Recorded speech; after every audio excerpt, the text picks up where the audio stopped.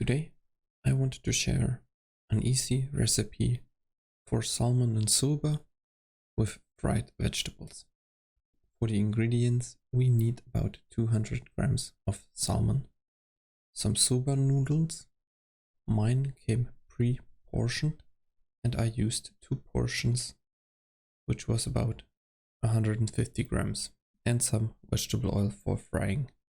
For vegetables I used a carrot, a bell pepper, about 250 grams of fresh green beans.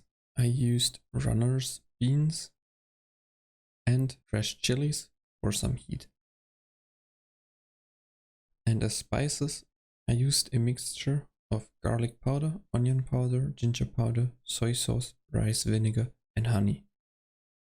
For the garlic and ginger powder, it would be better to use fresh garlic and ginger and grind them into paste yourself. But I didn't get them fresh because it was more of a spontaneous recipe and not that planned through. The same goes for the onion powder. Fresh onions added while frying the other vegetables would be better than powder. Nonetheless, let's start with the recipe. First, we fill a pot with some water. Lightly salt it, put it on the stove and bring it to a boil. While the water must heat up, we can put a pan on the stove as well and add some vegetable oil. Set the stove for the pan to medium heat. Now we can take out the salmon and give it a little wash and remove any unwanted parts. After that, we dry the salmon fillet with some paper towels and season it with salt and black pepper. By now, the oil in the pan should be hot, so we can add the salmon in with the skin side down first. While the salmon is in the pan, make sure that you flip it around once the skin got a nice brown to dark brown tone. We proceed with the green beans. Give them a little scrub.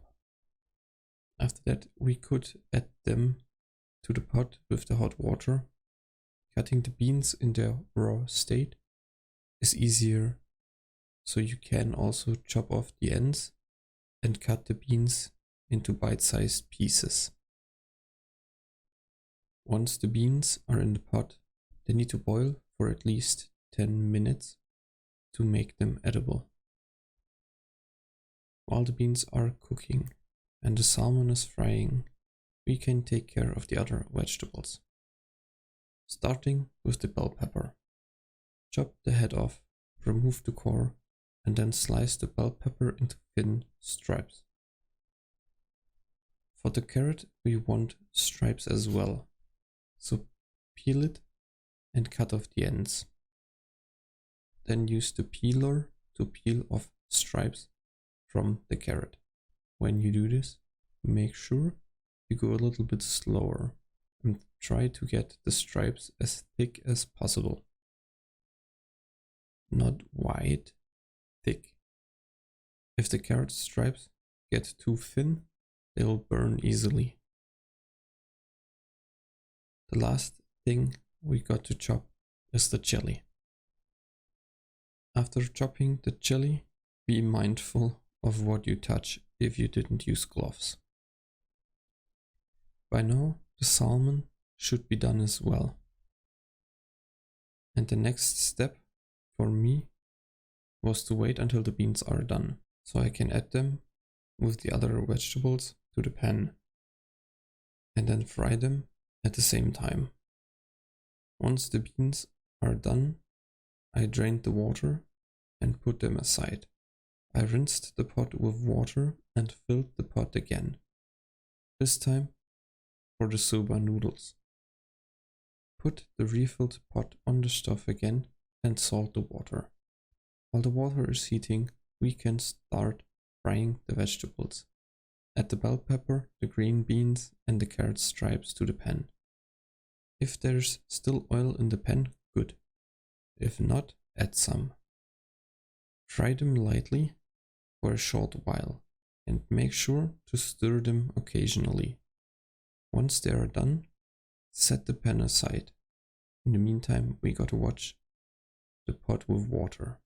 Once the water starts boiling, we can add the soba noodles and make sure you keep track of time for the soba noodles.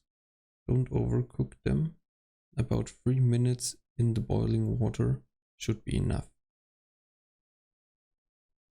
But as with every type of noodle, taste them. If their core is still hard, give them like 30 seconds more and test again.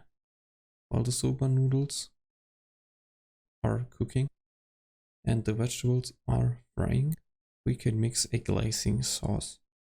I mixed about 4 teaspoons of soy sauce, 1 teaspoon of rice vinegar, half a teaspoon of ginger, garlic and onion powder, and a teaspoon of honey together.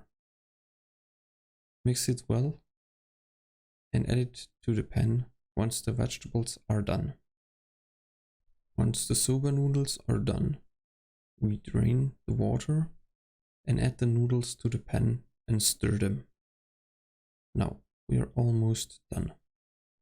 Last thing to do is to portion the salmon.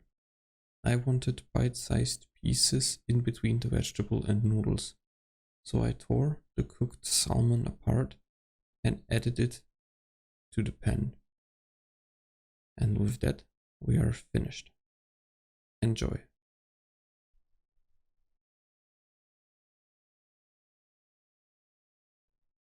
And as always, we gotta take care of the mess we've made while cooking. This time, unfortunately, I can't show you any footage because I forgot to record it.